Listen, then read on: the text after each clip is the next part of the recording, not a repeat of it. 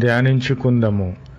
నీవు జలములలో బడి దాటునప్పుడు నేను నీకు తోడయ్యుందును. ఆ జలములు ఏమాత్రము కూడా నీ మీద పారవు. ఆమెన్. ప్రభునామమునకు స్తోత్రములు కలుగునుగాక.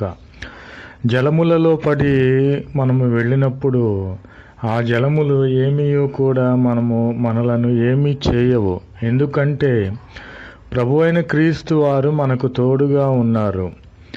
నిర్గమకాండము 14వ అధ్యాయంలో చూసుకున్నట్లయితే ఇజ్రాయేలీయులను తన ప్రజలను ఐగుప్తు దాస్యము నుండి విడిపించి వచ్చుచున్నప్పుడు వారికి సముద్రము ఎదురైనప్పుడు ప్రభువైన క్రీస్తు వారు వారికి తోడుగా ఉన్నారు.